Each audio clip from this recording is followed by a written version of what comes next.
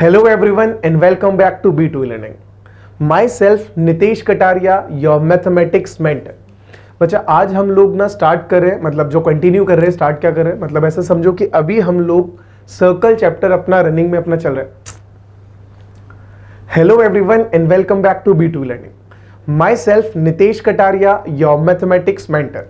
बच्चा अभी हम लोग क्लास 11 का सर्कल चैप्टर पढ़ रहे हैं और काफ़ी सारे लेक्चर्स हैं जो इसके हमने अब तक कंप्लीट कर दिए और उसके आगे का पोर्शन है जो आज हम लोग को स्टार्ट करना है। ठीक है, तो स्टार्ट करते हैं। अगेन स्टार्ट करने से पहले मेरा सजेशन रिक्वेस्ट आप जो कंसीडर करो कि सर आप लोगों ने सारे नोट्स सिस्टमैटिकली बनाने। जब भी आप लेक्चर देखते जा रहे हो, देखते के साथ में उसके नोट्स आप प्रिपेयर करते रहोगे।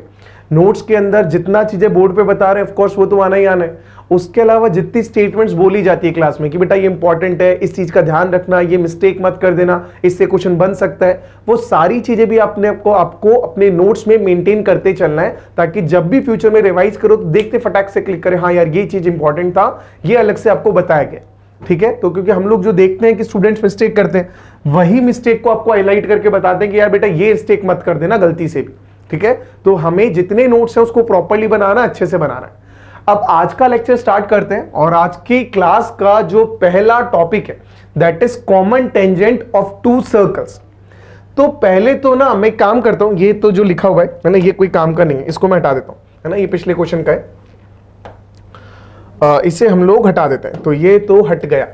अब हटने के बाद अब मैं क्वेश्चन पे स्टार्ट करता हूं, ये टॉपिक स्टार्ट करता हूं।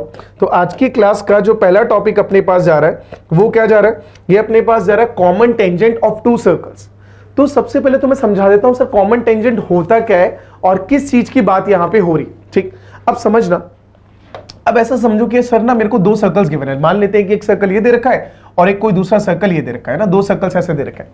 अब क्या कोई ऐसी लाइन बना सकता हूं जो फर्स्ट वाले सर्कल के लिए भी टेंजेंट हो, मतलब फर्स्ट सर्कल को टच करके जा रही है और सेकंड सर्कल को भी केवल टच करके जा रही है, मतलब सेकंड सर्कल के लिए भी टेंजेंट है। तो एक ऐसा लाइन सेगमेंट या ऐसा लाइन जो दोनों सर्कल को टच करके पास हो जाए तो वही तो कॉमन टेंजेंट है। भाई एक लाइन इसका भी टेंजेंट है और वही लाइन इसका भी टेंजेंट है, तो उसको क्या बोला, उसको हमने कॉमन टेंजेंट बोला। बात समझ आए कैसे? तो फॉर एग्जांपल मैं एक काम कर लेता हूं, एक लाइन फॉर्म करके देखता हूं। सर मैंने ना एक लाइन टेंजेंट ऐसे बनाने की कोशिश करी जो बन नहीं पाई, तो मैं दोबारा बनाता हूं। तो मैंने कहा कि सर ना एक टेंजेंट हम ऐसे बना देते हैं, जो ऑफ कोर्स थोड़ा सा बनाना मुश्किल जा रहा है, थोड़ा सा सब लोग कोऑर्डिनेट करेंगे, मान लेंगे कि ये टेंजेंट जा रहा है। ठीक, अब ये जो हमने येलो लाइन बनाई ये दोनों सर्कल को टच करके पास हो गई।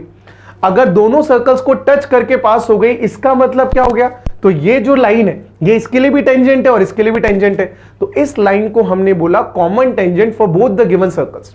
क्या ये बात समझ आ गई? क्या ऐसी एक ही टेंजेंट पॉसिबल है? नहीं सर, कई सारी टेंजेंट पॉसिबल है। कई सारी कैसे, जैसे अगर मैं एक और लाइन ड्रॉ करना चाहूं तो शायद ये भी ऐसा ही एक लाइन टेंजेंट बन रहा है, एक ऐसा लाइन बन रहा है जो दोनों सर्कल के लिए टेंजेंट है। और भी पॉसिबिलिटी है, अगर मैं ढूंढूंगा तो शायद और पॉसिबिलिटी मिल जाएगी, जैसे एक पॉसिबिलिटी मेरे को ये मिल गई। तो मतलब इतना समझना, कोई भी एक लाइन दो गिवन सर्कल्स के लिए इस तरीके से है कि वो दोनों गिवन सर्कल्स को टच करके पास हो रही है, मतलब वो लाइन दोनों सर्कल्स के लिए कॉमन टेंजेंट है। कॉमन टेंजेंट नाम से पता चल गया, कोई दिक्कत नहीं, परफेक्ट। अब ना कॉमन टेंजेंट को भी हम ना दो पार्ट में ब्रेक करते हैं, दो पार्ट में पढ़ते हैं। एक होता है अपने पास डायरेक्ट कॉमन टेंजेंट और दूसरा अपने पास होता है ट्रांसवर्स कॉमन टेंजेंट। मैं दोनों को एक एक करके समझा देता हूं। तो सबसे पहले मैं बात कर रहा हूं डायरेक्ट कॉमन टेंजेंट। अब ना डायरेक्ट कॉमन टेंजेंट क्या होता है समझना। तो इतना सा समझना कि अगेन मुझे मान लेता हूं कि कोई दो सर्कल दे रखे हैं, कैसे भी दे सकते हैं। जैसे यहां तो सर्कल दोनों दूर दूर है, हो सकता है दोनों सर्कल एक दूसरे को टच कर रहे हो सकता है दोनों सर्कल एक दूसरे को मतलब कट कर रहे हो। तो किसी भी फॉर्म में अगर मैं दो सर्कल्स लेता हूं तो माना कि सर एक सर्कल ये गिवन है मेरे को और एक कोई दूसरा सर्कल ये दे रखा है, ये दो सर्कल्स गिवन है। अब इन दोनों सर्कल के लिए मैं ऐसी टेंजेंट की बात करूं जिससे कि, जैसे फॉर एग्जांपल मैं इसकी बात करता हूं तो ये तो समझ आ गया सर ये कॉमन टेंजेंट है क्योंकि दोनों सर्कल को टच करके जा रही है अलग अलग पॉइंट पे। यहां पर पॉइंट ऑफ कांटेक्ट आ गया, यहां पे पॉइंट ऑफ कांटेक्ट आ गया। ठीक, एक और मैं टेंजेंट की बात करता हूं, लेट्स सपोज मैं इस टेंजेंट की बात कर लेता हूं, अगेन ये पॉइंट ऑफ कांटेक्ट आ गया और ये पॉइंट ऑफ कांटेक्ट आ गया। तो डायरेक्ट कॉमन टेंजेंट कौन सी होती है समझना, अगर दोनों सर्कल्स लाइन के सेम साइड में लाई कर रहे, दोनों सर्कल्स लाइन के सेम साइड में लाई कर रहे हैं तो उनको बोलेंगे डायरेक्ट कॉमन टेंजेंट। मतलब कैसे, जैसे मैं इस लाइन की बात करता हूं तो सर दोनों के दोनों सर्कल जो है वो लाइन के नीचे, तो ये जो टेंजेंट होगी इसको बोल देंगे डायरेक्ट कॉमन टेंजेंट। अच्छा इस लाइन की बात करता हूं, नीचे वाली जो टेंजेंट है, अच्छा दोनों सर्कल्स इस लाइन के ऊपर की तरफ लाई कर रहे हैं, तो दोनों ऊपर की तरफ लाई कर रहे हैं मतलब दोनों सेम साइड में लाई कर रहे हैं। दोनों अगर सेम साइड में लाई कर रहे हैं तो ये जो नीचे वाला टेंजेंट है इसे भी बोला जाएगा डायरेक्ट कॉमन टेंजेंट। क्या ये बात समझ आ गई? मतलब इतना सा कि अगर दोनों सर्कल्स लाइन के सेम साइड आ रहे हैं, ऊपर आ रहे हैं, नीचे आ रहे हैं, लेफ्ट आ रहे हैं, राइट आ रहे हैं, तो उसको डायरेक्ट बोला जाएगा। ठीक, फॉर एग्जांपल अगर मैं इसकी बात करता हूं तो सर यहां पे जो T1 है और यहां पे जो T2 है, अगर ये दोनों टेंजेंट्स के मैंने नेम रखे T1 और T2, तो ये दोनों डायरेक्ट T2 है। ध्यान से देखो, दोनों सर्कल्स T1 के लिए बिलो है, दोनों सर्कल्स T2 के लिए अबव है, तो इसका मतलब इन दोनों को भी क्या बोला? Direct common tangent. तो ये तो हो गया डायरेक्ट कॉमन टेंजेंट, कोई तकलीफ नहीं। अब सेकंड अपने पास जो कॉमन टेंजेंट होती है उसका नाम अपने पास आता है transverse common tangent. Transverse common tangent. अब ट्रांसवर्स कॉमन टेंजेंट क्या होती है ये भी समझना। अगेन मैं कोई दो सर्कल ले लेता हूं, मान लेता हूं एक सर्कल ये लिया और दूसरा सर्कल ना कुछ इस तरीके से ले लिया जिसको टच करके जा रहा है ना, एक्सटर्नल पॉइंट पे टच करके जा रहा है। अब डायरेक्ट के बाद में ट्रांसवर्स कॉमन टेंजेंट की बात करता हूं, तो ट्रांसवर्स कॉमन टेंजेंट ऐसी टेंजेंट जो, अब जैसे मैं इस लाइन की बात करता हूं ना, वापस से बनाता हूं मैं, अगर मैं इस लाइन की बात करूं तो ये लाइन जो है वो फर्स्ट सर्कल को भी टच करके पास हो रही है, सेकंड सर्कल को भी टच करके पास हो रही है, मतलब दोनों गिवन सर्कल्स के लिए ये लाइन क्या है? टेंजेंट है, बिल्कुल है। और कौन सी टेंजेंट है? कॉमन टेंजेंट है। लेकिन इसमें क्या डिफरेंस है आप देखोगे तो एक सर्कल टेंजेंट के राइट साइड है और दूसरा उसके लेफ्ट साइड है, इसका मतलब दोनों सर्कल लाइन के अपोजिट डायरेक्शन में। अगर दोनों सर्कल लाइन के अपोजिट डायरेक्शन में होते हैं तो उसे बोला जाता है ट्रांसवर्स कॉमन टेंजेंट, और सेम डायरेक्शन में होते हैं तो उसे बोला जाता है डायरेक्ट कॉमन टेंजेंट। जैसे अगर मैं अबव क्वेश्चन में इस वाले केस के अंदर T3 की बात करता हूं तो T3 कौन सा हो जाएगा? सर T3 तो अपने पास ट्रांसवर्स कॉमन टेंजेंट ही होगा। क्यों? क्योंकि इस लाइन के रिस्पेक्ट में फर्स्ट वाला सर्कल तो अबव है और नेक्स्ट वाला जो सेकंड वाला सर्कल है वो बिलो है, इसका मतलब अपोजिट डायरेक्शन हो गया।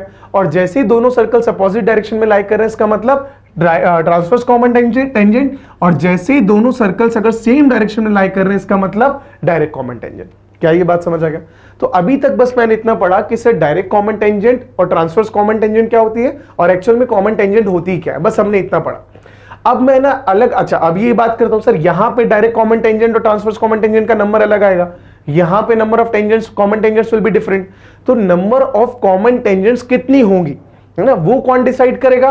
वो डिसाइड करेगा कि जो दो सर्कल्स की हम लोग बात कर रहे हैं जिनकी कॉमन टेंजेंट्स हमको फाइंड करनी है, उनका रिलेशन, उनकी पोजीशन एक दूसरे के रिस्पेक्ट में कहां है ना। तो एक एक करके जितने पॉसिबल केसेस हैं उन सबको हम लोग पढ़ लेते हैं। अभी तक बस मैंने ये बताया कि कॉमन टेंजेंट होती क्या है और कौन से दो टाइप है जिनके कॉमन टेंजेंट की मैंने बात करी।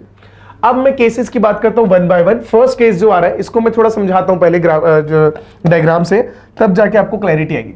तो मैं मानता हूं कि सर मेरे पास ना दो सर्कल्स ऐसे हैं, एक सर्कल ये गिवन है, एक और सर्कल ये दे रखा है, ये दो सर्कल गिवन है, ठीक दे दिया। अब ये जो दो सर्कल्स है वो इस तरीके से है कि फर्स्ट वाले सर्कल के सेंटर को मैंने C1 नाम रखा, ठीक, और सेकंड वाले जो सर्कल है उसके सेंटर का नाम मैंने C2 रखा, ठीक है।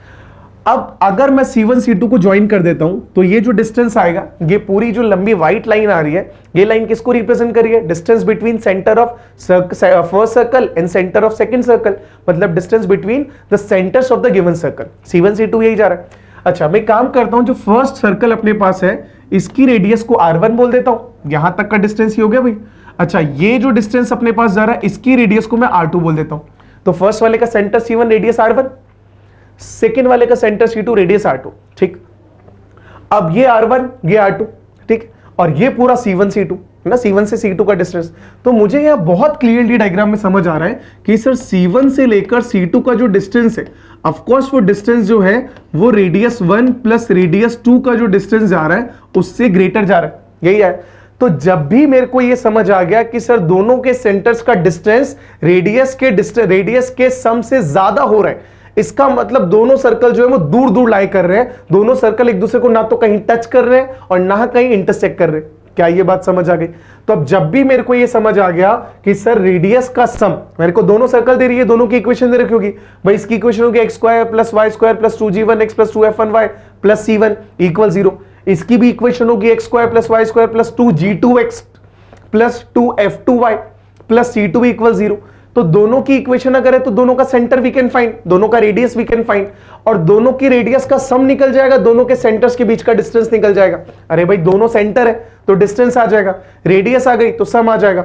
तो जैसे ही मेरे को ये पता चला सर सेंटर्स के बीच का डिस्टेंस जो है वो रेडियस के सम से ज्यादा है, इसका मतलब सर्कल्स की कंडीशन, सर्कल्स की पोजीशन ये है कि दोनों सर्कल एक दूसरे से दूर दूर है। क्या ये बात समझ आ गई? अब अगर मैं इस केस की बात करता हूं तो नंबर ऑफ टेंजेंट कितनी आएगी समझना। तो अगर यहां पे total number of common tangents की बात करता हूं, तो total number of common tangents का मतलब कितना, मतलब टोटल कितना होगा भाई? पहले तो मेरे को देखना पड़ेगा कि ट्रांसवर्स कॉमन टेंजेंट कितना आ रहा है, ठीक। फिर मेरे को देखना पड़ेगा सर डायरेक्ट कॉमन टेंजेंट कितना आ रहा है, और जितना ट्रांसवर्स कॉमन टेंजेंट था, जितना डायरेक्ट कॉमन टेंजेंट था, टोटल मिला के कॉमन टेंजेंट आ जाएगा, यही तो बनेगा।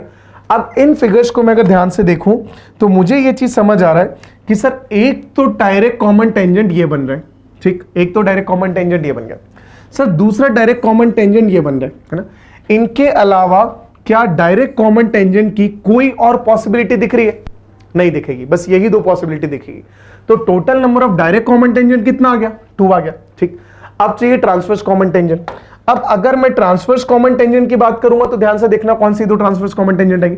सर एक तो ट्रांसवर्स कॉमन टेंजेंट है मेरे पास ऐसी बनेगी, जो बन नहीं पाई, मैं दोबारा बनाने की कोशिश करता हूं। एक तो ट्रांसवर्स कॉमन टेंजेंट ये बन गई, ठीक। अब देखो एक सर्कल अबव एक सर्कल बिलो, तो दोनों ट्रांसवर्स हैं। और एक और ट्रांसवर्स कॉमन टेंजेंट जो बनेगी वो ये बनेगी। अगेन इसके लिए एक सर्कल तो नीचे की तरफ है, दूसरा सर्कल ऊपर की तरफ है, तो दो तो अपने पास आ गई ट्रांसवर्स कॉमन टेंजेंट और दो आ गई direct common tangent.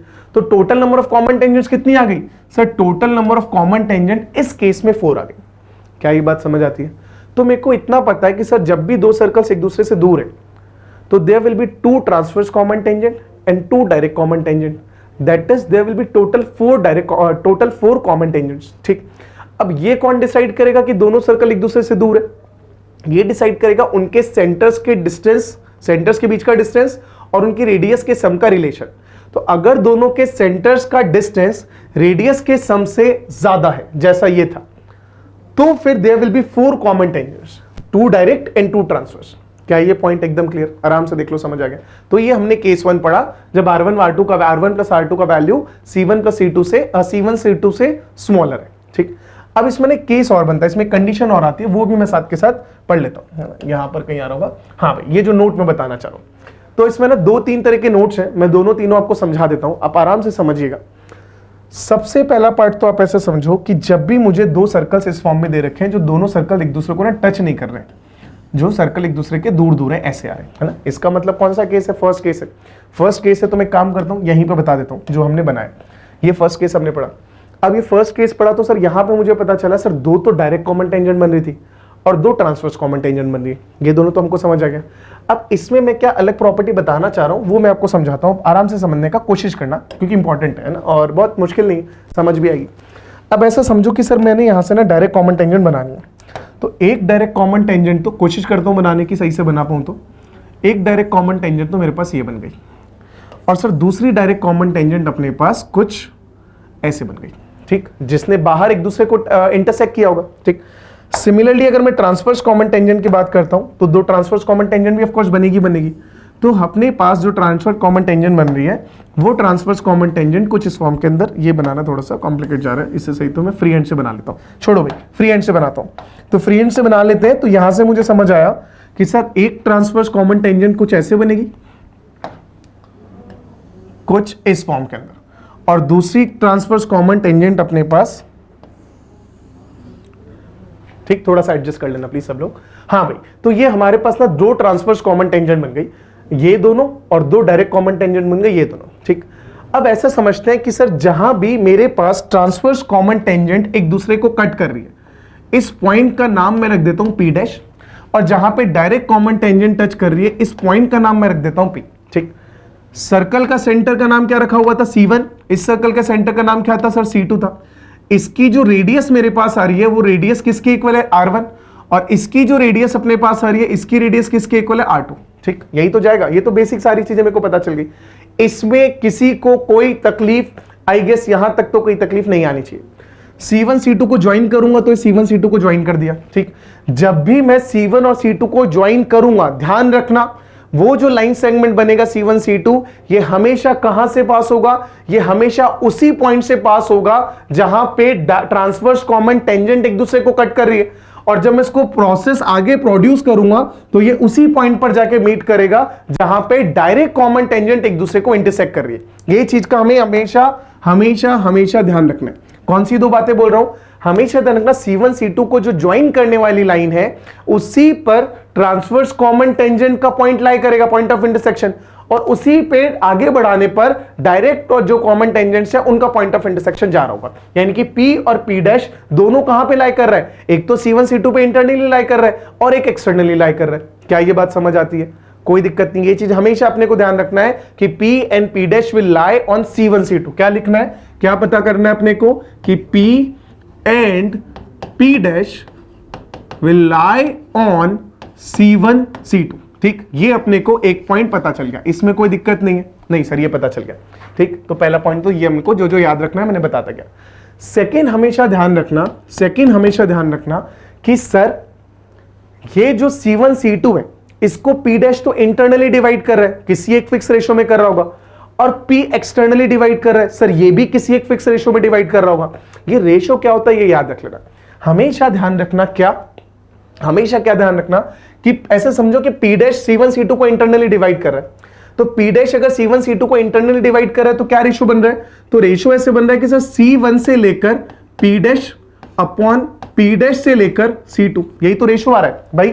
P dash क्या गया, C1 से P डैश और P डैश से C2, मतलब ये किस चीज को बता रहा है, ये कौन सा रेशो है, ये वो रेशो है जिस रेशो में P dash C1 C2 line segment को डिवाइड कर रहा है। और ये कौन सा रेशो होता है, ये वही रेशो होता है जिस रेशो में P C1 C2 को एक्सटर्नली डिवाइड करता है। बात समझ आ गया? वापस बोल रहा हूं, P dash divide C1 C2 internally in the same ratio that P divide C1 C2 externally, यानी कि C1 से लेकर P का डिस्टेंस अपॉन C2 से लेकर P का डिस्टेंस। ये भी तो यही था, C1 से P डैश का डिस्टेंस और C2 से P डैश का डिस्टेंस। बात समझ आ गया?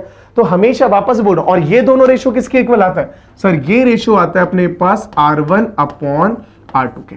ये रेशो आता है R1 अपॉन R2। मैं क्या बोल रहा हूं, मैं फिर बोलता हूं, P dash is point of intersection of transverse common tangent, पहला point. P is point of intersection of direct common tangent, दूसरा पॉइंट। अब P dash divide C1 C2 internally in the same ratio in which P divide C1 C2 externally, which is equals to ratio of their corresponding radius, that is R1 upon R2।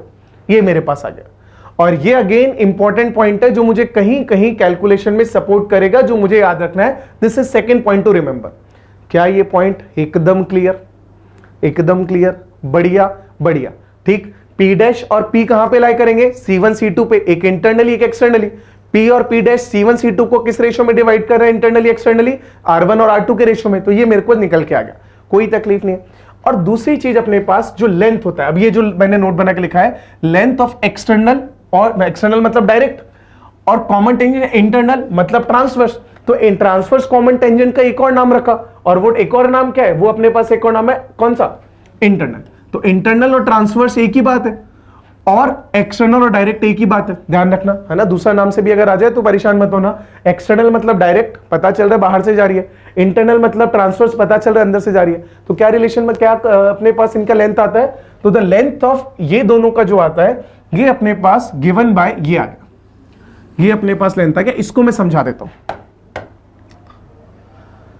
इसको अपन समझ लेते हैं। अब तीसरा जो point है वो ये ध्यान रखना कि लेंथ ऑफ कॉमन टेंजेंट, कौन सा, डायरेक्ट और ट्रांसवर्स का, ये किसके इक्वल आता है। Length of external direct common tangent का मतलब समझना, जहां पे ये कॉमन टेंजेंट इन दोनों पॉइंट को टच कर रही है ना। अब इन दोनों पॉइंट को टच करिए तो मान लेता हूं कि ये जो पॉइंट है मेरे पास ये T1 है और ये जो पॉइंट अपने पास है ये T2 है। मतलब जहां पे डायरेक्ट कॉमन टेंजेंट दोनों सर्कल्स को टच कर रही है वो दोनों पॉइंट्स है T1 और T2 और यही लेंथ को रिप्रेजेंट कर रखा है L ऑफ एक्सटर्नल। तो L ऑफ एक्सटर्नल इसका मतलब किसकी बात हो रही है? T1 T2 के बीच के डिस्टेंस की बात हो रही है।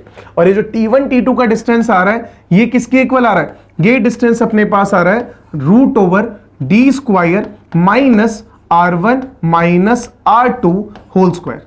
ये अपने पास लेंथ आ रहा है। किसका लेंथ आ रहा है? एक्सटर्नल टेंजेंट का लेंथ, यानी कि T1 से T2 का डिस्टेंस। ये आ गया किसके equal? d² minus R1 minus R2 whole square. D क्या है मैं बता रहा हूं, ठीक। सिमिलरली जो फोर्थ पॉइंट अपने पास लास्ट जा रहा है कि अगर मैं लेंथ बात कर रहा हूं इंटरनल, तो अगर मैं इंटरनल लेंथ की बात कर रहा हूं, इंटरनल टेंजेंट की लेंथ की बात कर रहा हूं, मतलब क्या वो कैसे आएगा वो भी समझ लेना।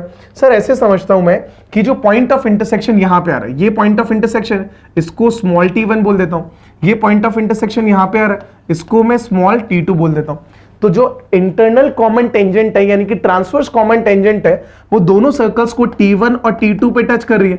इसका मतलब जो T1 से T2 का डिस्टेंस है वो मेरे पास हो गया इंटरनल कॉमन टेंजेंट। और वो किसके इक्वल आ जाएगा? वो अपने पास आ जाएगा √d² minus R1 plus R2 whole square. मतलब हल्का सा चेंज है, बस यहां पे क्या है माइनस है R1 और मतलब R1 और R2 के बीच, तो R1 माइनस R2 है, यहाँ R1 प्लस R2 है, बाकी सारा फॉर्मूला एज इट इज। क्या ये बात समझ आ गया? अब पॉइंट आता है सर D क्या होता है? सर D यहाँ पे जो है वो C1 C2 के बीच का डिस्टेंस है। यहाँ पे D क्या है? यहाँ पे जो D है वो C1 से C2 के बीच का डिस्टेंस है। ये हमें ध्यान रखना है दोनों फॉर्मूले में। आराम से देख लो, आराम से देख लो। जितनी चीजें थी वो सब मैंने बता दी। मैं हल्का से इसको रिवाइज कर देता हूं। सबसे पहले मैंने ये कहा कि मैं उस केस की बात कर रहा हूं, कौन सा? केस 1, जहां पे R1 प्लस R2 यानी कि दोनों की रेडियस का सम स्मॉलर है C1 C2 के बीच का डिस्टेंस से, ठीक। तो जब भी ऐसा हुआ दोनों सर्कल्स दूर दूर बने, दोनों सर्कल्स दूर दूर बने तो 4 कॉमन टेंजेंट्स आई, जिसमें 2 डायरेक्ट आई, 2 ट्रांसवर्स आई। ये मैंने पिछली स्लाइड पे पढ़ा। अब यहां पे इसकी क्या प्रॉपर्टीज पड़ी कि जब भी मैं C1 C2 को ज्वाइन करूंगा तो जो point of intersection transverse common tangent यानी कि इंटरनल कॉमन टेंजेंट का आएगा वो P' बोला मैंने, और वो C1 C2 पे लाई कर रहा है। और डायरेक्ट कॉमन टेंजेंट यानी कि एक्सटर्नल कॉमन टेंजेंट का जो पॉइंट ऑफ इंटरसेक्शन है उसको P बोला, और वो कहां लाई कर रहा है? जब C1 C2 को प्रोड्यूस करा तो वहां पर पॉइंट ऑफ इंटरसेक्शन लाई कर रहा है P, ठीक।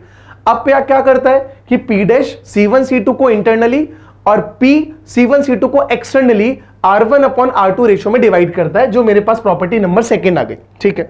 थर्ड अपने को पता चला कि सर यहां से जो डायरेक्ट कॉमन टेंजेंट है उसकी लेंथ आती है √d² minus R1 minus R2 whole square, और इंटरनल कॉमन टेंजेंट की आती है D, बस यहां पे माइनस की जगह प्लस कर दो, बात समझ आता है। और D कौन है? यहां पे D है सर यहां पे C1 से C2 का डिस्टेंस, यानी कि distance between centres of the circle. क्या ये पॉइंट क्लियर? तो ये प्रॉपर्टीज हमने सारा पढ़ लिया फर्स्ट केस के लिए। फर्स्ट केस यानी कि जब दोनों सर्कल्स एक दूसरे से एक स्पेसिफिक डिस्टेंस पर है ना, किसी डिस्टेंस पे ना टच करे ना कट करे, ठीक है। अब केस 2 की बात करते हैं। अब केस 2 बोल रहे सर R1 प्लस R2 ना C1 C2 के बराबर आ जाए। सर सोचना एक बार, ये कब पॉसिबल आएगा, ये कब पॉसिबल होगा? सोचते हैं। मान लेता हूं कि सर एक सर्कल अपने पास ये गिवन है, ठीक है, ये सर्कल है, इसका सेंटर C1 है, रेडियस R1 होगी। एक दूसरा सर्कल सर ये ले लेते हैं, है ना, दूसरा सर्कल अपने पास मान लेते हैं कि ये, ठीक। अब ये दोनों सर्कल ना एक दूसरे को टच कर रहे हैं ना, कट नहीं कर रहे, टच ही कर रहे हैं। मैं ये सर्कल एक दूसरे को टच कर रहे हैं, ठीक है। अब पहला पॉइंट तो समझना, इस सर्कल का सेंटर, जो फर्स्ट सर्कल है इसका सेंटर हमने लिया C1, और ये जो सर्कल है इसका सेंटर हमने लिया C2, ठीक है। जब भी आप C1 और C2 को ज्वाइन करोगे, यानी कि जब भी आप दो सर्कल्स के सेंटर्स को टच करते हो, जो दोनों सर्कल्स ऐसे हैं कि एक दूसरे को केवल टच करके पास हो रहे हैं, तो हमेशा ध्यान रखना C1 C2 लाइन सेगमेंट दोनों सर्कल्स के पॉइंट ऑफ कांटेक्ट से पास होगा हमेशा। पॉइंट ऑफ कांटेक्ट, कौन से पॉइंट ऑफ कांटेक्ट की बात हो रही है? जहां पे दोनों सर्कल एक दूसरे को टच कर रहे हैं, तो जिस पॉइंट पे दोनों सर्कल्स ने एक दूसरे को टच करा that is point of contact. और हमेशा सेंटर्स को ज्वाइन करने वाली लाइन पॉइंट ऑफ कांटेक्ट से पास होगी, ये फिक्स होता है, क्या ये पॉइंट एकदम क्लियर? एकदम क्लियर। अब ये पॉइंट क्लियर तो क्या हो गया, अब ये तो अपने पास पॉइंट है, ये जो लेंथ आ रहा है ये अपने पास r1 आ गया, ये जो लेंथ आ रहा है ये अपने पास r2 आ गया। तो मेरे को यहां पे क्लियरली समझ आ रहा है कि सर c1 c2 का जो डिस्टेंस आ रहा है वो r1 प्लस r2 के बराबर आ रहा है। यानी कि अगर दोनों सर्कल्स की रेडियस का सम इक्वल आ रहा है, दोनों सर्कल्स के सेंटर्स के डिस्टेंस के इक्वल, इसका मतलब ये पोजीशन बन रही है सर्कल्स की सॉरी, इसका मतलब दोनों सर्कल एक्सटर्नली एक दूसरे को टच कर रहे हैं। आई होप दिस इज क्लियर। अब यहां पे कॉमन टेंजेंट्स की बात कर लेते हैं कि सर टोटल कितनी कॉमन टेंजेंट्स होगी, डायरेक्ट कितनी होगी, ट्रांसवर्स कितनी होगी, सबके एक एक करके बात करते हैं। सबसे पहले तो अगर मैं डायरेक्ट कॉमन टेंजेंट की बात करूं सर, एक तो डायरेक्ट कॉमन टेंजेंट ये बन रही, एक डायरेक्ट कॉमन टेंजेंट, अरे भाई एक बार ट्राई कर लेते हैं और ठीक, उम्मीद करते हैं कि सही बनेगी। तो ये हमारे पास एक डायरेक्ट कॉमन टेंजेंट आ गई और ये हमारे पास दूसरी डायरेक्ट कॉमन टेंजेंट आ गई, तो दो डायरेक्ट कॉमन टेंजेंट आ गई। ठीक, अच्छा ट्रांसवर्स कॉमन टेंजेंट की बात करूं तो एक ट्रांसवर्स कॉमन टेंजेंट भी है जो दोनों के एकदम मिड में से लैग हो रही है। ठीक है, तो यहां से मुझे समझ आ रहा है, यहां से मुझे समझ आ रहा है कि सर ट्रांसवर्स कॉमन टेंजेंट जो अपने पास आ रही है वो तो आ रही है 1, और डायरेक्ट कॉमन टेंजेंट जो अपने को मिल रही है वो मिल रही है 2। तो यहां से मुझे समझ आ रहा है कि सर टोटल कॉमन टेंजेंट्स कितनी आ रही है, तो 2 + 1 3, तो यहां से अपने पास टोटल मिला के 3 कॉमन टेंजेंट्स आ रही है दोनों सर्कल्स के लिए। कब? जब r1 + r2 = c1 c2 आ रहा है, यानी कि दोनों सर्कल्स एक दूसरे को एक्सटर्नली टच कर रही है। क्या ये पॉइंट एकदम क्लियर? परफेक्ट है। तो जब भी ये केस आ गया अपने पास, मतलब अपने को समझ आ गया there will be 3 common tangents, 2 direct and 1 transverse. I hope this is clear. अगले केस पर बढ़ जाते हैं। अब अगला केस क्या बता रहा है ये समझना। अगला केस बोल रहा है सर जब c1 c2 का जो लेंथ है, मतलब c1 से c2 का जो डिस्टेंस है वो r1 + r2 से स्मॉलर और मॉड ऑफ r1 - r2 से ग्रेटर है। मतलब ये कौन सा केस की बात हो रही है, आराम से समझिएगा, इंपॉर्टेंट केस है और अच्छा केस है। ऐसे समझो कि सर एक सर्कल तो मुझे गिवन है, ठीक है, और दूसरा सर्कल अपने को कुछ ऐसा गिवन है। मतलब ये कैसे सर्कल्स हो गए, ये ऐसे सर्कल्स हो गए सर जो एक दूसरे को इंटरसेक्ट कर रहे हैं। ये दोनों सर्कल एक दूसरे को इंटरसेक्ट कर रहे हैं। जब भी दो सर्कल्स एक दूसरे को इंटरसेक्ट करेंगे, मतलब क्या कंडीशन बनेगी, आराम से समझने की कोशिश करना। ऐसे समझते हैं अगेन सर, ये जो सेंटर है ये मेरे पास c1 है और ये जो सेंटर है ये अपने पास c2 है। ठीक, अब c1 c2 जो है वो तो ये आ गया, c1 c2 तो ये आ गया, मतलब दोनों के सेंटर्स को हमने ज्वाइन कर दिया और वो जो लाइन सेगमेंट बन रहा है वो c1 c2 आ गया। ठीक, उनके बीच का डिस्टेंस c1 c2 आ गया। अब ऐसा समझना सर यहां से यहां तक का जो लेंथ है, यहां तक का जो लेंथ है ये पूरा लेंथ, ये तो है सर r1 के बराबर, और c2 से यहां तक का जो लेंथ है ये लेंथ, ये पूरा लेंथ आ गया r2 के बराबर। तो ये पूरा r1, ये पूरा r2, मतलब समझ आ रहा है सर r1 + r2 तो इससे ग्रेटर हो गया। तो ये मुझे केस यहां पे समझ आया कि सर r1 + r2 जो निकल के आ रहा है दिस इज ग्रेटर देन किससे, c1 से c2 के बीच का जो डिस्टेंस है उससे r1 r2 ग्रेटर आ रहा है। ये अपने को समझ आ गया, कोई दिक्कत नहीं। लेकिन क्या सिर्फ इतना सफिशिएंट होगा? इतना सफिशिएंट नहीं है, ध्यान रखना। क्यों? क्योंकि अगर मैं पूरे सर्कल को उठा के अंदर रख दूं तो एक नया केस बन जाएगा जो इसको सेटिस्फाई कर रहा है बट इसको सेटिस्फाई नहीं कर रहा है। इसका मतलब मुझे इसकी लेंथ की लोअर लिमिट भी लगानी पड़ेगी। ये तो मैक्सिमम आ गया कि भाई r1 + r2 से स्मॉलर आएगा, लेकिन लोअर लिमिट क्या लगानी पड़ेगी कि c1 c2 के बीच का डिस्टेंस हमेशा r1 - r2 के मॉड से ग्रेटर आना चाहिए। भाई क्यों? क्योंकि अगर मॉड से ग्रेटर नहीं आता है, ऐसे समझना, मैं जैसे अगला केस बताऊंगा तो वहां से अपने को क्लैरिटी आ जाएगी। क्योंकि अगर इसका लेंथ c1 c2 का मॉड r1 - r2 के बराबर आ जाए तब तो वो केस ही अलग बन जाएगा, जो नेक्स्ट केस को मैं भी समझाऊंगा। तो अभी तक हमें समझ आ गया कि सर जब भी r1 से r2 सॉरी c1 से c2 का डिस्टेंस r1 + r2 से स्मॉलर, यानी कि दोनों रेडियस के सम से स्मॉलर और दोनों रेडियस के डिफरेंस से ग्रेटर हो। ये डिफरेंस ही तो है r1 - r2 का मॉड, मतलब रेडियस 1 और रेडियस 2 के डिफरेंस का मॉड, मतलब पॉजिटिव डिफरेंस। तो इतना समझ आया कि जब भी सेंटर्स का डिस्टेंस दोनों रेडियस के सम से स्मॉलर और रेडियस के डिफरेंस से ग्रेटर है, इसका मतलब दोनों सर्कल एक दूसरे को एक्सटर्नली इंटरसेक्ट कर रहे हैं। अगर केवल इंटरसेक्ट कर रहे हैं इसका मतलब मुझे यहां से समझ आता है एक्सटर्नली क्या मतलब, इंटरसेक्ट ही कर रहे हैं। और जब भी दो सर्कल्स एक दूसरे को इंटरसेक्ट करेंगे तो वहां से अपने को समझ आता है कि सर नंबर ऑफ टेंजेंट जो बनेगी, एक तो डायरेक्ट कॉमन टेंजेंट अपने पास यहां से ये बन गई और दूसरी डायरेक्ट टेंजेंट अपने पास ये बन गई।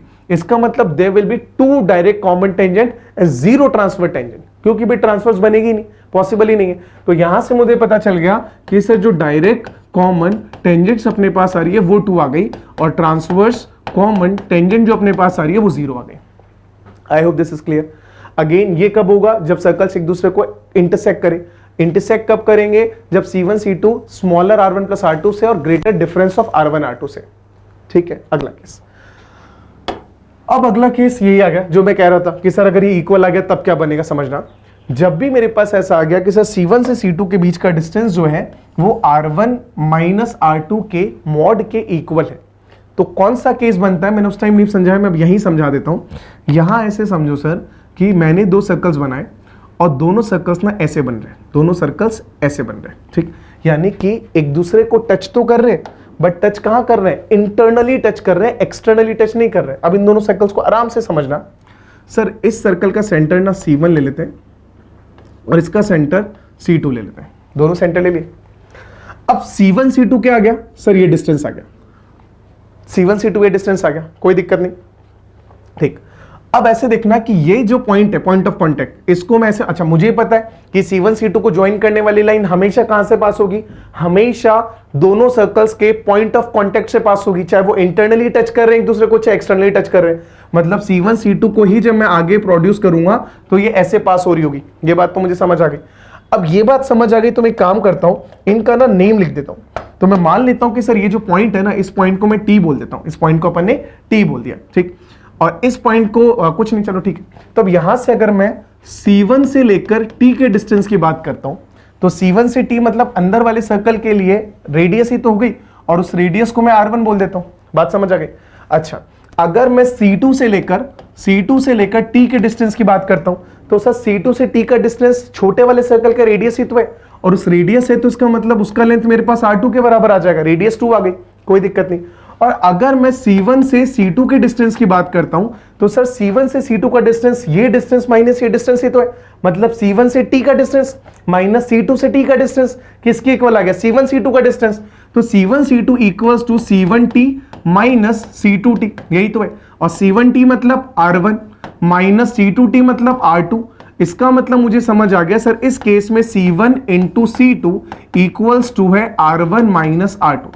अब दिक्कत ये कि मुझे पता नहीं है कि सर R1 कौन सा और R2 कौन सा, मतलब स्मॉलर कौन सा और ग्रेटर कौन सा है, इसलिए हम लोग इसे मॉड में रिप्रेजेंट कर देते हैं। और ये जो अपने पास आंसर निकल के आता है, ये जो कंडीशन निकल के आती है, ये कौन सी कंडीशन आ गई, ये इसी केस की कंडीशन आ गई जब दोनों सर्कल्स एक दूसरे को इंटरनली टच कर रहे हैं। तो वो जो केस अपने पास आ रहा है वो केस आ गया C1 C2 equals to mod of R1 minus R2। क्या ये बात समझ आ गई? यानी कि दोनों सर्कल्स के सेंटर के बीच का डिस्टेंस दोनों रेडियस के डिफरेंस के मॉड के बराबर जा रहा है। इसका मतलब दोनों सर्कल्स एक दूसरे को इंटरनली टच कर रहे हैं, और जब भी दो सर्कल्स एक दूसरे को इंटरनली टच कर रहे हैं तो there will be only one common tangent, और वो कॉमन टेंजेंट मेरे पास कुछ ऐसे, अरे भाई वो कॉमन टेंजेंट अपने पास कुछ ऐसे बन रही होगी, आराम से देख लो। तो ये अपने पास आ गया पॉइंट ऑफ कांटेक्ट, ये आ गई कॉमन टेंजेंट, और एक कॉमन टेंजेंट डायरेक्ट है कि ट्रांसवर्स है, ध्यान से देखो, दोनों सर्कल्स लाइन के एक ही डायरेक्शन में, और एक ही डायरेक्शन के अंदर, इसका मतलब मुझे यहां से समझ आ रहा है कि डायरेक्ट कॉमन टेंजेंट तो आ गया 1 और ट्रांसवर्स कॉमन टेंजेंट आ गया 0, तो टोटल अपने पास number of common tangent is 1 only. इस केस के अंदर ये चीज अपने को समझ आ गई, आराम से देख लो। क्या ये पॉइंट समझ आ गया? तो जब भी मेरे पास ऐसा केस जाता है कि C1 C2 equals to mod of R1 minus R2, मतलब सर्कल एक दूसरे को टच करे इंटरनली, देयर विल बी ये वाला केस। ठीक, अच्छा और कोई केस बच रहा है?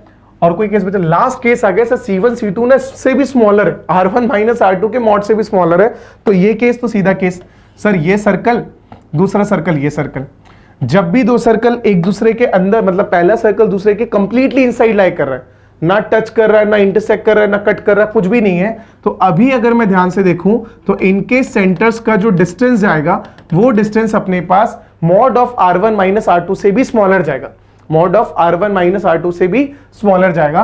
तो ये वाला केस कौन सा आ गया? C1 C2 smaller than R1 minus R2 के मॉड। ये कब? जब ये केस आ गया, यानी कि दोनों सर्कल्स एक दूसरे, मतलब एक सर्कल दूसरे के कंप्लीटली इनसाइड लाई कर रहा है, ना टच ना इंटरसेक्शन, और यहां पे transverse common tangent of course 0। Direct common tangent of course zero. क्यों? जब कोई पॉइंट पे टच ही नहीं कर रहे हैं तो कोई ऐसी लाइन कैसे पास हो सकती है जो दोनों के कॉमन पॉइंट से पास हो? क्योंकि कॉमन पॉइंट है ही नहीं, तो मतलब कोई लाइन ऐसी हो ही नहीं सकती जो दोनों को टच करे। क्या ये पॉइंट समझ आ रहा है? एकदम समझ आ रहा है। तो मेरे को ये 6 केसेस समझ आ गए और अपने को क्वेश्चन में ऐसा देगा कि 2 सर्कल्स की इक्वेशन देगा और हमें पूछेगा कि possible number of common tangents बताओ। अब possible number of common tangent तो मैं तब बता पाऊंगा जब मेरे को दोनों सर्कल्स की पोजीशन पता हो, और दोनों की पोजीशन मुझे निकालने के लिए R1 प्लस R2 और C1 C2 के बीच का रिलेशन मुझे निकालना पड़ेगा, और ये 6 रिलेशन या 5 रिलेशन डिसाइड करेंगे कि सर्कल्स की पोजीशन कैसे जा रही है। मैं फटाक से 5 एक बार रिवाइज करा दे रहा हूं। ठीक, पहला केस, जब R1 plus R2 C1 C2 से स्मॉलर हो तो दोनों सर्कल्स दूर दूर है।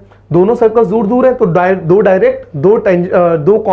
Direct common tangent, 2 transverse common tangent, total 4 common tangent. ठीक, दूसरा पॉसिबल केस, ठीक है, दूसरा पॉसिबल केस जब R1 प्लस R2 इक्वल है C1 C2। अभी क्या हो जाएगा? अभी दोनों सर्कल एक्सटर्नली टच कर रहे हैं, एक्सटर्नली टच कर रहे हैं तो there will be 3 common tangent, 2 direct 1 transverse. फिर अपने पास आ गया C1 C2 स्मॉलर है R1 प्लस R2 से और ग्रेटर है mod of R1 minus R2, यानी कि दोनों के सम से स्मॉलर और डिफरेंस से ग्रेटर आ रहा है। तो इस केस का मतलब दोनों सर्कल एक दूसरे को इंटरसेक्ट कर रहे हैं, और इंटरसेक्ट कर रहे हैं मतलब there are 2 common tangent and both are direct, 0 transverse common tangent. अच्छा, फोर्थ केस अपने पास आया कि जब C1 C2 इक्वल से mod of R1 minus R2 के, तो जब mod C1 C2 equal mod of R1 minus R2, that is circle will touch each other internally and there will be only one common tangent and which is direct common tangent and transverse common tangent is 0. Last case अपने पास आया कि sir mod of R1 minus R2 greater आ रहा है C1 C2 से, तो उस केस में सर्कल एक दूसरे के कंप्लीटली इनसाइड है, there will be no common tangent, यानी कि ट्रांसवर्स डायरेक्ट सब 0 जा रहा है। और ये सारे पॉसिबल केसेस हमने देख लिए। अब ये सारे पॉसिबल केसेस आ गए तो एक एक करके क्वेश्चन स्टार्ट कर देते हैं इनके। अब क्वेश्चंस में सबसे पहला सवाल अपने पास जा रहा है कि एग्जामिन द 2 सर्कल्स। अब यही दिया भाई, 2 सर्कल्स दे दिए, पहले सर्कल का इक्वेशन दे रखा है तो सेंटर निकाल लेंगे, रेडियस निकाल लेंगे। दूसरे सर्कल का इक्वेशन दे रखा है तो यहां से C2 निकाल लेंगे, दैट इज सेंटर, और रेडियस निकाल लेंगे यानी कि R2। Touch each other externally और इंटरनली। बताना है भाई कि इंटरनली टच कर रहे हैं या एक्सटर्नली टच कर रहे हैं, तो क्या रिलेशन निकालेगा? तो सर सबसे पहले ना C1 निकाल लो। अब C1 क्या हो जाएगा? फर्स्ट सर्कल के सेंटर। सर यहां से सेंटर के कोऑर्डिनेट अपने पास आ रहा है 1, 2, ये हमें बहुत आराम से पता है। x के कोफिशिएंट का नेगेटिव का हाफ, y के कोफिशिएंट का नेगेटिव का हाफ, तो ये C1 आ गया। साथ में ही मैं C2 निकाल लेता हूं। C2 किसके इक्वल आ जाएगा? सेकंड वाले से सेंटर निकालो। सर यहां से मेरे पास x का कोफिशिएंट है ही नहीं, यानी कि 0। अच्छा, y का कोफिशिएंट अपने पास -8, तो नेगेटिव का हाफ कितना आ जाएगा? 4। तो यहां से C2 आ गया, C1 आ गया, दोनों सर्कल्स के सेंटर्स आ गए। अब सेंटर आ गए तो मुझे रेडियस चाहिए, तो रेडियस निकाल लो। अब रेडियस किसके इक्वल आएगा? रेडियस अपने पास रूट ओवर, यहां से निकाला तो 1 square plus 2 square minus c का वैल्यू क्या है ही नहीं, 0 है, यही आ रहा है। अगर 0 है तो रेडियस कितना आ गया? सर रेडियस अपने पास यहां से रूट ओवर 5 आ गया। ठीक, सेकंड वाले से R2 निकालो। अगर R2 निकाल रहा हूं तो अगेन यहां से root over 0 square plus 4 square which is 16 minus c का वैल्यू कितना गिवन है? -4 गिवन है। -4 मतलब ये कितना हो जाएगा? माइनस ऑफ -4 यानी कि +4। तो यहां से आ गया √20, और √20 का मतलब हो गया 2 टाइम्स ऑफ √5। तो ये अपने पास 2 चीजें निकल के आ गई, इसमें कोई दिक्कत नहीं है। तो सेंटर आ गया, रेडियस आ गया, सब आ गया। अब मुझे निकालना है कि सर एक दूसरे को इंटरनली टच कर रहे हैं या एक्सटर्नली टच कर रहे हैं। भाई इंटरनली तो कब टच करते हैं, याद रखना, इंटरनली और एक्सटर्नली। एक्सटर्नली कब टच करेंगे? एक्सटर्नली टच करेंगे सर जब C1 C2 का डिस्टेंस R1 प्लस R2 के बराबर हो। और इंटरनली कब टच करेंगे? सर जब C1 C2 का distance mod of R1 minus R2 के बराबर हो। इतना ही तो आएगा, तो निकाल लो। तो यहां से एक काम करता हूं, C1 C2 निकाल लेता हूं। तो C1 C2 डिस्टेंस, तो डिस्टेंस अपने को पता है root over x1 minus x2 whole square plus y1 minus y2 whole square, distance 2 point के बीच का। तो निकाला sir 1 minus 0 square is 1 plus 2 minus 4 -2 square is 4, किसके इक्वल आ गया? सर ये जो अपने पास आ गया, ये अपने पास आ गया रूट ओवर 5 के बराबर। अगर ये √5 के बराबर आ गया तो मेरे को पता है, अब ध्यान से देखो, यहां से अगर मैं R2 माइनस R1 कर रहा हूं तो R2 माइनस R1 कितना आ गया? 2 टाइम्स ऑफ √5 माइनस √5 यही आ रहा है। इसका मॉड कर लेता हूं तो इसका भी मॉड आ जाएगा, और इसका मॉड कितना 2√5 माइनस √5 इज √5। √5 का मॉड कितना आ गया, √5 आ गया। मतलब मुझे समझ आ रहा है sir C1 C2 equals to mod of R1 minus R2 बोल दूं मैं, या फिर mod of R2 minus R1 बोलूं, बात तो एक ही है। तो यहां से मेरे को समझ आ गया कि ये जो पॉइंट है ये क्या आ गया, ये कौन सा केस बता रहा है, ये केस बता रहा है सर जब दोनों सर्कल्स एक दूसरे को इंटरनली टच कर रहे हैं, दोनों सर्कल्स एक दूसरे को इंटरनली टच कर रहे हैं, this is the correct answer. क्या ये बात समझ आ गई? आराम से देख लो, यही तो केस, दो केस पड़े थे, दोनों केस निकाल दिए, हो गया सॉल्व। बढ़ जाए आगे, बढ़ जाओ सर। अगला सवाल है number of common tangent of the circle. अब सर्कल का इक्वेशन दे दिया एंड एक और सर्कल का इक्वेशन दे दिया, ठीक। अब बताना है कैसे नंबर ऑफ कॉमन टेंजेंट, वही कहानी जो मैंने कहा था सर, जब भी अपने को कॉमन टेंजेंट निकालने को बोल रहा है तो फिर आप ना केस निकाल दो कि सर कौन सा बन रहा है, यानी कि दोनों सर्कल का पोजीशन निकाल दो। अब पोजीशन निकालने के लिए फिर वही मुझे चार चीजें चाहिए, एक एक करके चारों चीजें फाइंड करते हैं। सबसे पहले तो मैं बात कर लेता हूं सर सर्कल फर्स्ट का सेंटर यानी कि C1। अब C1 निकाल भाई। अब C1 निकालने के लिए सर ये तो निकले हुए सेंटर्स, ध्यान से देखो। फर्स्ट वाले का सेंटर कितना आ रहा है सर, फर्स्ट वाले का सेंटर आ रहा है -2, क्योंकि ये तो इक्वेशन ही वही है, x minus H whole square plus y minus K whole square equals to r²। तो ये तो फॉर्म सीधा दिख रहा है। तो फर्स्ट वाले का सेंटर आ रहा है सर -2, और रेडियस भी अपने को दिख रहा है। फर्स्ट वाले का रेडियस कितना आ रहा है 49 है, यानी कि 7 स्क्वायर है, तो रेडियस आ गया 7। अब C2 निकाल लेते हैं सर। C2 निकालने के लिए अगेन फॉर्म उसी फॉर्म जो सीधी फॉर्म दे रखी है, तो x कोऑर्डिनेट क्या हो जाएगा सेंटर का 2 आ जाएगा, y कोऑर्डिनेट कितना आ जाएगा -1 आ जाएगा। और अगर मैं रेडियस की बात करता हूं तो यहां से रेडियस कितना निकल के आएगा, ध्यान से, इतना 4 यानी कि 2 स्क्वायर, तो रेडियस आ गया 2, कोई दिक्कत ना। अब एक काम कर, C1 C2 का डिस्टेंस निकाल ले। तो अगर हम C1 C2 का डिस्टेंस निकालते हैं तो वह डिस्टेंस अपने पास आ जाएगा √, निकालो -2 -4, -4 स्क्वायर इज 16 प्लस 2 -1, तो 2 -1 मतलब 3 स्क्वायर इज 9, तो यहां से आ गया 16 प्लस 9 तो 25 स्क्वायर कितना आ गया सर, ये अपने पास आ गया 5 के बराबर। तो C1 C2 5 है। अब C1 C2 5 है, C1 से C2 का डिस्टेंस 5 है, तो रेडियस का रिलेशन ध्यान से देखो। तो यहां से मुझे पता चल रहा है sir C1 C2 equals to 5, और 5 किसके इक्वल आ गया, 5 अपने पास आ रहा है R1 माइनस R2 के बराबर आ रहा है। R1 माइनस R2 कितना 7 - 2 5, तो यानी कि ये जो रिलेशन निकल रहा है ये रिलेशन आ गया C1 C2 equals to mod of R1 minus R2, जो किसके इक्वल था 5 के इक्वल। तो यहां से जब भी मेरे पास ये वाला केस आ जाता है कि सर C1 C2 इक्वल्स आ गया mod of R1 minus R2, यानी कि ये कौन सा केस था, ये केस था जब दोनों सर्कल एक दूसरे को एक्सटर्नली टच कर रहे हैं। ध्यान से देख लो, नहीं गलत बोल दिया भाई, करेक्ट करो, ये तो तब प्लस आता, ये कब आएगा, ये अपने पास आएगा जब दोनों सर्कल एक दूसरे को इंटरनली टच कर रहे हैं। जब भी ये केस आएगा इसका मतलब नंबर ऑफ कॉमन टेंजेंट्स निकाल दो। सर कितनी कॉमन टेंजेंट्स आएगी, सर एक ही तो कॉमन टेंजेंट्स आएगी, आंसर आ गया। ध्यान से देखो, ये केस रहा शायद आई गेस फोर्थ केस था अपना, फोर्थ केस था शायद ये रहा, C1 C2 equals mod of R1 minus R2। जब भी ये केस आया तो there will be only one tangent and that is direct common tangent. तो टोटल कॉमन टेंजेंट्स कितना आ गया, 1 आ गया, और वही अपने पास यहां से सवाल पूछा था और हमने इसका आंसर कुछ इस फॉर्म में निकाल दिया। नंबर ऑफ कॉमन टेंजेंट पूछा तो दोनों का रिलेशन निकाला C1 C2 और R1 R2 के रिलेशन में, और उससे मुझे पता चल गया ये केस बन रहा है, और उससे पता चल गया एक कॉमन टेंजेंट आ रही है, और वो मार्क हमने कर दिया। I hope this is again very clear. अब क्लियर तो फिर find the position of circle with respect to each other. अब यहां क्या बोला है, यहां पे ना दोनों सर्कल्स की पोजीशन ही पूछ ली है, दोनों सर्कल्स की पोजीशन पूछ ली, मतलब फर्स्ट वाला क्वेश्चन ही हो गया। दोनों सर्कल की पोजीशन मतलब सर या तो इंटरनली टच कर रहे हैं या एक्सटर्नली टच कर रहे हैं या बाहर से चले जा रहे हैं या कॉन्सेंट्रिक है, जो भी पूछा है वो बता दो। तो एक काम करते हैं सर, वही फिक्स 4 चीजें अपनी चाहिए, तो चारों चीजें फाइंड करें। सबसे पहले C1 यानी कि फर्स्ट वाले सर्कल का सेंटर निकालो भाई। तो इसका सेंटर निकालेंगे तो कितना आ रहा है 1,3, कोई दिक्कत नहीं है ना, ये तो फटाफट से निकालते चले, मानते हैं कि आता है वो, अपने को बहुत सवाल कर लिए। अब C2 की बात करें तो सेकंड वाले से सेंटर निकालो, तो सेकंड से सेंटर कितना आ रहा है सर -3,1 आ गया। अब यहां से रेडियस निकालो, सर रेडियस निकालेंगे तो कितना आ जाएगा, रेडियस निकालो सर। तो रेडियस अपने पास यहां से आ रहा है 1 square plus 3 square plus sorry minus C, तो माइनस सी करो तो माइनस सी कितना है 9 है, ठीक, कोई दिक्कत नहीं। R2 निकाल लेते हैं सर, R2 अगर निकाल रहे हैं तो ये कितना जा रहा है, अगेन सॉल्व कर रहे हैं तो यहां से -3 स्क्वायर 9, 1 स्क्वायर 1 माइनस सी यानी कि -1, कोई दिक्कत नहीं। सर बेसिक कैलकुलेशन थी, यहां से आ गया 1, सर यहां से 1 से 1 कैंसिल हो गया, यहां से आ गया 3, तो मेरे पास सब कुछ आ गया जो जो चाहिए था। अब हम लोग क्या कर लेते हैं, अब हम लोग C1 से C2 का डिस्टेंस निकाल लेते हैं so that we can compare that by R1 and R2, ठीक।